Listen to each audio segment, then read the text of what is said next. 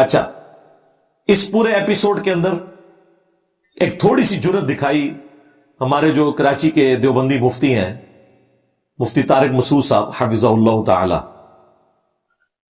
انہوں نے سخت الفاظ کے اندر، جو بالکل ٹھیک الفاظ تھے، بڑے اچھے انداز میں مذمت کی فوراً اسی وقت. ظاہر انہوں نے تو ایک کیمرہ سامنے رکھنا ہوتا ہے اور اپنا بیان جاری کر دینا ہوتا ہے، میں تو پوری ایک سیشن کا انتظار کرنا ہوتا ہے. انہوں نے اسی وقت بیان جاری کیا. وہ بیان جب جاری ہوا تو اس میں انہوں نے لبیک یا رسول اللہ کے جو نعرے لگ رہے تھے، ان نعروں کو انہوں نے غلط نہیں کہا تھا. انہوں نے کہا کہ یہ چند جو پاگل قسم کے لوگ ہیں، جو ایک مذہبی پرورٹڈ نیچر رکھنے والے لوگ، جو اس طریقے سے چڑھ دوڑتے ہیں لوگوں کے اوپر بغیر دیکھے، کوئی بچپن میں شاید ان کے دماغ پہ کوئی چوٹ لگی تھی تو یہ ہو گیا، تو وہ انہوں نے اس انداز میں بات کی. تو بریلویوں کے جو مولوی ہیں دیکھیں، انہوں نے ان کے قتل کے فتوے جاری کر دیے. انہوں نے کہا تو اپنے گھر سے نہیں نکل سکتا، اور ہم کراچی پہنچ رہے ہیں، تو اپنے گھر سے نکل کے بتا. بس یہ ویڈیو آنی تھی، مفتی صاحب کی آواز نکل گئی. ہاں، اب میں ان مفتیوں سے اور ان کے جو فرنٹ مین لوگ ہیں، یوٹیوبرز یا موٹیویشنل سپیکرز، میں اسے پوچھوں گا کہ اگر فرقہ واریت مسئلہ نہیں ہے تو جاؤ نا، ہمت بناؤ نا اپنے مفتی کی. انہی فرقوں کے فرنٹ مین ہو نا تم لوگ، جاؤ اپنے مفتی کی ہمت بناؤ. ہوا ایسے نکلی کہ پہلے تو انہوں نے وہ جملے اپنے کاٹ دیے، آن لائن ایڈیٹنگ بھی ہو جاتی ہے ویڈیو میں سے، پھر بھی گالیاں نہیں رکی. پھر سیکنڈ سٹیپ لیا انہوں نے، اردو میں نیچے کامنٹس پن کیے لکھ کے کہ ہم ٹی ایل بی والوں کو نہیں کہہ رہے تھے پلیز، اور منتیں ماری انہوں نے. وہ میں ساتھ ڈسپلے کروں گا، وہ آپ خود پڑھ لیجئے گا. پھر بھی ان کا غصہ نہیں ٹھنڈا ہوا. الٹیمیٹلی انہوں نے ویڈیو ہی غائب کر دی یوٹیوب سے. جی 3,64,000 لوگ وہ ویڈیو دیکھ چکے تھے. انہوں نے اس ویڈیو کو ان لسٹ کر دیا پبلکلی. اب وہ نظر نہیں آتی سوائے اس کے جس کے پاس اس وقت کا اگر کوئی لنک ہے، کیونکہ انہوں نے ان لسٹ کیا ہے. انشاءاللہ میں آپ کو اگلی پریڈکشن کر رہا ہوں، پرائیویٹ بھی اسے کر دیں گے، تو پھر آپ کے پاس لنک بھی ہو تو نہیں کھلے گی.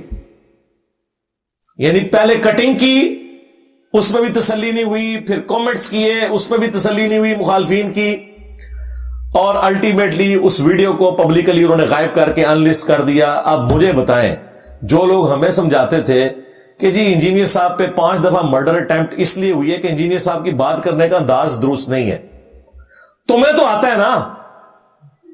ہاں بس نکل گئی ہوا. ان دہشت گردوں کا علاج میرے پاس ہے. میں نبی سا ہے ہی کوئی نہیں، تیرے بابے تھے شاہ ہی کوئی نہیں. نسے تو چشتی رسول اللہ پارٹی، شبلی رسول اللہ پارٹی، تھانوی رسول اللہ پارٹی، نسے تو تھوڑا کوئی لینا دینا نہیں ہے، نہ ختم نبوت کی کاس کے ساتھ نہ دین کے ساتھ. ان کو اس طرح للکار ہے. یہ مجھ سے سہمے ہوئے کیوں ہیں؟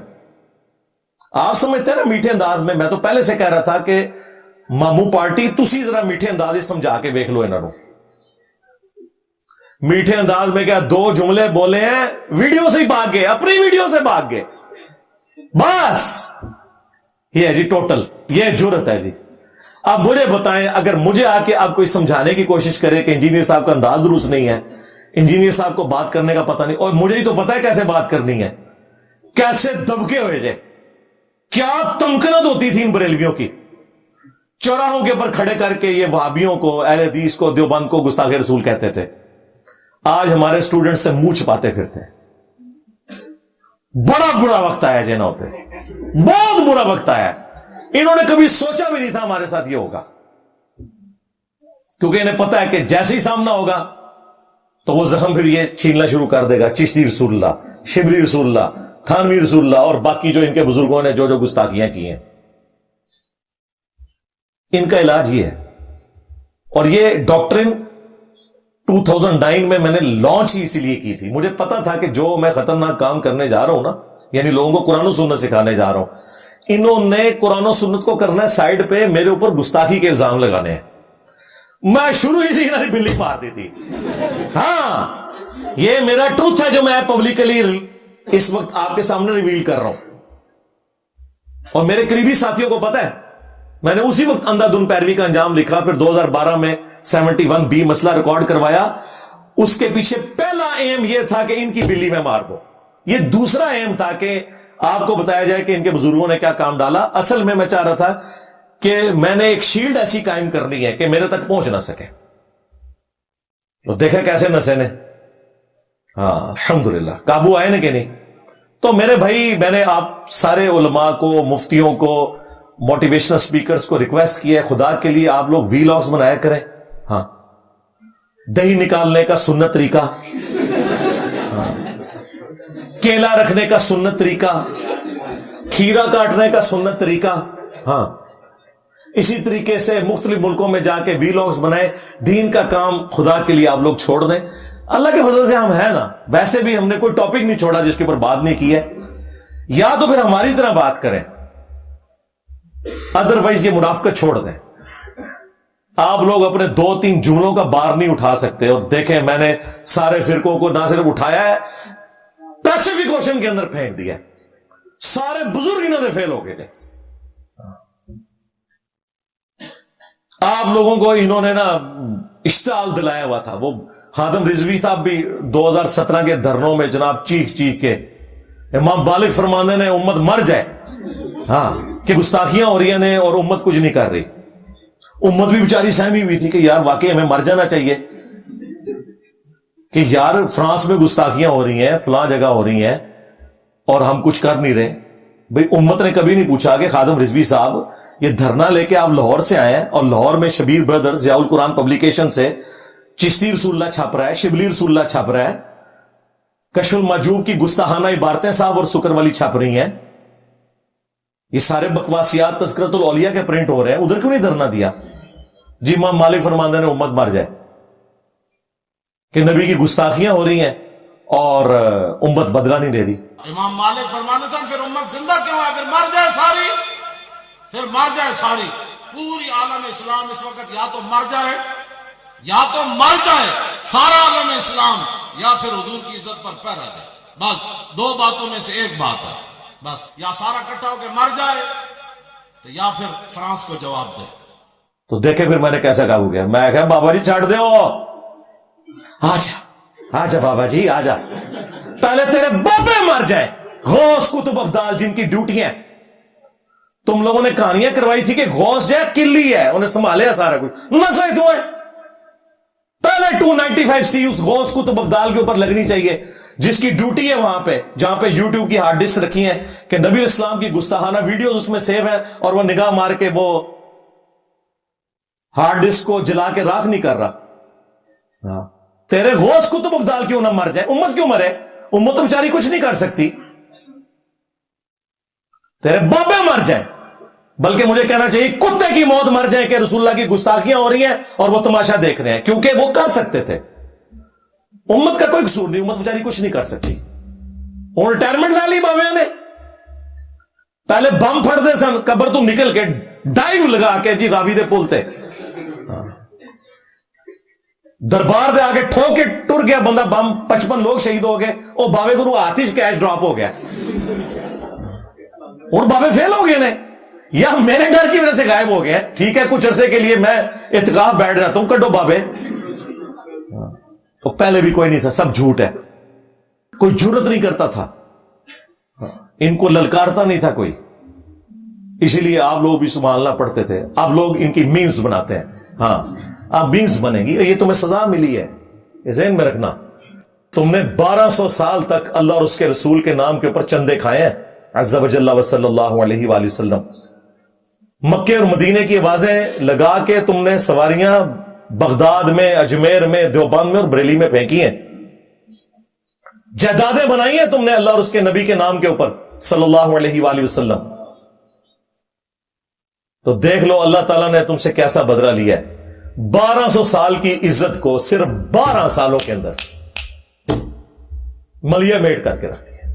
ہمارا ایک نعرہ انہیں لے ڈوبا ہے, میں بھی سا ہے کوئی نہیں, تیرے بابے تھے شاہی کوئی نہیں. اب یہ نعرے مین میڈیا پہ چل رہے ہیں. دیکھیں وہ حقیقت جسے تم اندھیرے میں بھی کہنے سے ڈرتے تھے ایک دن کے اجالوں میں کہی جائے گی. دیکھیں دن کے اجالوں میں اب باتیں ہو رہی ہیں. اب تو یہ اردو کا محاورہ ہے, بابت شاہی کوئی نہیں. اور ہمارے بلال قطب بھائی نے کہا نا جب پچھلے رمضان کے اندر, تو وہ جیسے کہتے ہیں کہ جی وہ بابت شاہی کوئی نہیں. ہاں یہ اردو کا محاورہ ہے اللہ کے فضل سے, اور یہ کوئی گستاخی نہیں ہے. انہوں نے آپ کو ایک جھوٹی کہانی کرائی تھی نا کہ بڑے سے بڑا غوث قطب ابدال کسی صحابی کے گھوڑے کے قدموں کی خاک کو نہیں پہنچ سکتا, تو خود ہی کہہ رہے ہوتے تھے بابت شاہی کوئی نہیں. تم یہ کہتے تھے نا کہ صحابی کے گھوڑے کے قدموں کی خاک جیسا ہے ہی کوئی نہیں, غوث قطب ابدال تے شاہی کوئی نہیں. ایک کہانی کراندے سونا تم. میرا تو نعرہ بہت سافٹ ہے, میں تو کہہ رہا ہوں نبی کے جیسا ہے ہی کوئی نہیں, بابت شاہی کوئی نہیں. کہتے ہیں ثابت کرو, لو ثابت کرتا جائے, لو سامو تمہارے بزرگوں سے ثابت کرتی ہے. اور قرآن و سنت کی تو تھیم یہی ہے کہ نبی کے جیسا ہے ہی کوئی نہیں, بابت شاہی کوئی نہیں. جو بابے نبی کے مقابلے پہ آئیں گے اور جو بابے نبی کے وفادار ہیں, دیکھ لو ان کی عزت یہ ہے کہ میں نے اپنے آباء و اجداد کی کوئی چیز اپنے ٹیبل پہ نہیں رکھی. امام بخاری, امام مسلم یہ ہیں ہمارے بابے, ان کی کتابیں ہم نے سجا کے رکھی ہیں 1200 سال بعد. ان کی لیگیسی, ان کی اولاد نہیں لے کے چل رہی, ہم لوگ لے کے چل رہے ہیں. ہم ان کی بگوٹن اولاد بھی نہیں ہے. ہم ان بابوں کو مانتے ہیں جو کتابوں کو مانتے ہیں. جو کتابوں کے غدار ہیں ان بابوں کو ہم نہیں مانتے. او جی بڑی خدمت ہے جی بزرگان دین دی. جی گورا شریف دی بڑی خدمت ہے کہ انہوں نے پرنٹنگ پریس بنایا, ورنہ آج قرآن بخاری مسلم ہمارے پاس نہ ہوتا. نہیں وہ گل تھوڑی ٹھیک ہے لیکن ان کے عقیدے ٹھیک نہیں. ہاں تھوڑے بزرگوں نے بھی عقیدے ٹھیک نہیں. یہ تو کافر نے نا. نہیں مسلمان بھی ہے, ڈاکٹر ذاکر نائک, ہاں سینکڑوں ہندوؤں کو کیمرے میں کلمہ پڑھایا ہے. ڈاکٹر ذاکر نائک کیوں نہیں سلطان الہند 90 لاکھ نو کلمہ پڑھایا سی. وہ چھڑ دو 90 لاکھ نو, اس ٹائم تے سب کانٹیننٹ کی آبادی نہیں تھی 90 لاکھ. جھوٹے ہو. چلو وہ تو ہوا یا نہیں ہوا چھوڑو. ڈاکٹر ذاکر نائک نے سینکڑوں ہندوؤں کو اس ماڈرن دور میں کلمہ پڑھایا, غریب الوطنی کی زندگی گزار رہے ہیں, ابراہیم علیہ السلام کی طرح قربانیاں دی ہیں. مانو نہ انہیں بھی سلطان الہند. کہتے ہیں نہیں اس کے عقیدے ٹھیک نہیں. تھوڑے بابے نے بھی عقیدے ٹھیک نہیں. اب تو میرے بھائی سلطان الہند چھوڑ دیں, اب تو سلطان الورلڈ آ چکا ہے اللہ کے فضل سے. باباؤں کے بابا نسے توں وہ تھوڑے بزرگاں دے مزاراں ہوتے تھے 50-60 روپے لیندے نے جتی دا وہ ٹوکن دے. ہماری یہاں پہ آتے ہیں سینکڑوں لوگ, 1 روپیہ بھی نہیں کسی سے لیتے, کھلاتے ہیں اپنی جیب سے. آپ بتاؤ بڑا داتا کون ہوا پھر؟ وہ داتا بڑا ہوا کہ جہاں آپ کو جوتی کی فکر لگی ہوئی ہے. یار بزرگ کیوں نہیں حفاظت کرتے جوتیوں کی؟ کہنا جی وہ ایک چور دربار بڑے انا ہو گیا, ذرا جوتیاں رکھو نا باہر, میں تکنا کون انا ہوتا ہے. بلکہ سارے مجاور ہٹاؤ, تمہارے سارے چندے بھی اکھاڑ کے نا وہ پورے باکس اٹھا کے لوڈ کر کے لوگ لے جائیں گے, کوئی بھی نہیں انا ہوئے گا. سنا نہیں وہ دربار تو چندہ چکے انا ہو گیا, تسی دربار نہ خالی کرو نا, میں بندہ بھیجنا وا انا ہوتا ہے کوئی. سب کہانیاں کرائی ہیں جی. اب میمز بنیں گی میرے بھائی, ہاں یہ ذہن میں رکھنا. میں تو کوئی موقع نہیں جاننے دوں گا کیونکہ میں جینولی یہ سمجھتا ہوں اور قرآن و سنت کی روشنی میں نے ثابت کیا ہے کہ یہ لوگ اسلام کے دشمن تھے. صرف یہ چند نام تھے, جس طرح انبیاء کرام کے بارے میں قرآن میں جگہ جگہ آیا نا کہ جب وہ آگے دعوت دیتے تھے وہ کہتے تھے ہم نے اپنے بزرگوں کو اسی حالت پہ پایا ہے, ہم اپنے بزرگوں کا دین چھوڑ دیں. یوسف علیہ السلام نے کیا کہا تھا, یہ چند نام ہے جو تم نے اور تمہارے آباء و اجداد نے رکھ لیے ہیں, اللہ نے کوئی ان کی سمجھ نازل نہیں کیے.